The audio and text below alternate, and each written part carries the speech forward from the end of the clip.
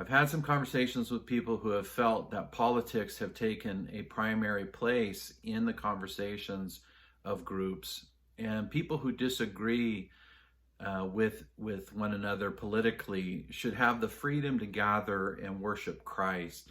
We gather around Christ. We don't gather around being a Republican and independent or a Democrat or a none of the above.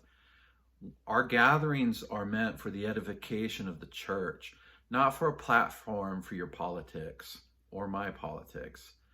And so as we move forward in the fall, the expectation of all community groups and those who facilitate them will be to not gather around the current news cycle or the latest video or the most outrageous event that's happened, but to really do diligence to make sure that our gatherings are around the word, around worship, around prayer, around loving one another, serving our community, and honoring and glorifying, thinking about and worshiping and following Jesus.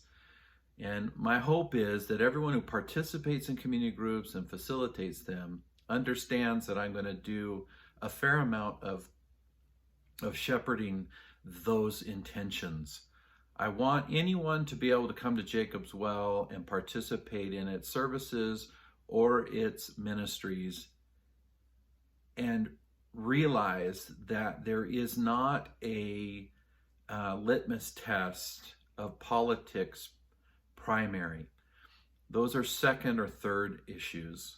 They are important issues. I write a lot about them. I engage the issues. I'm public, and I'm very upfront about the things that concern me. But I do my best as a pastor to try to care for those members of my congregation that are Democrats, that don't like Trump, don't want him reelected, that may be fans of Inslee and the orders, as well as pastoring those who are of the opposite opinion on all those things.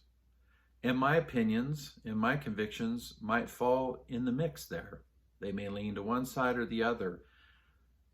But for sure, our unity as a church is not political agreement on all the various different issues, people, or events. Our unity is of the Spirit, born by our new creation life in Christ. We're brothers and sisters not by ideology, not by political affiliation, not by national birth. We're brothers and sisters primarily and of first place by our new birth in Christ. All of the other things have to submit and bow to that allegiance.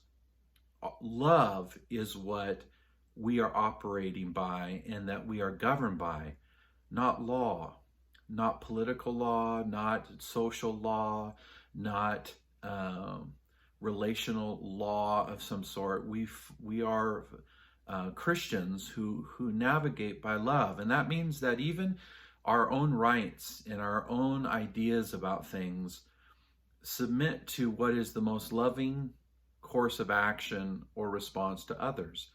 Those who are free in Jesus are free to lay down their opinions and their convictions and even their rights or their freedoms in order to love and serve others within, and obviously within the context of what is righteous and godliness, not sinful.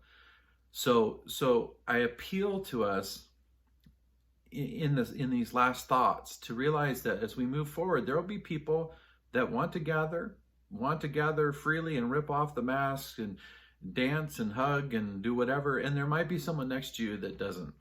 And so in this time, let's not assume that everybody thinks the same or wants to act the same. Let's just give each other grace as we figure out what that looks like for one another. And as we move forward, let us love one another, be bold.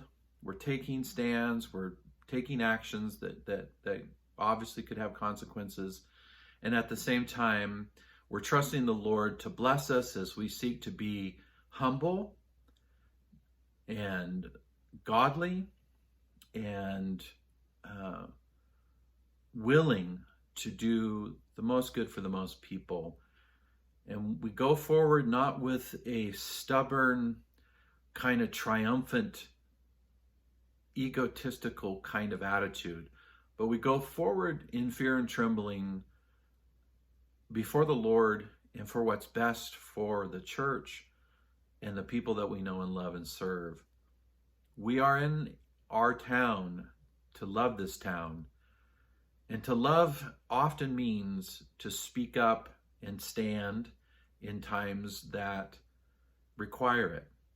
But we're never to do acts of love in an attitude that's unloving. And so I appeal to all of us to be prayerful in our dispositions and temperaments of heart and soul towards one another and in the public. The stands and the decisions that we're making here are not being made to radicalize or inflame the tensions that are already present within our culture. If anything, it's an attempt to come back together in the power of the Spirit and in the power of God's gathered church to face the times that we need to do, the things that we need to do in these times together.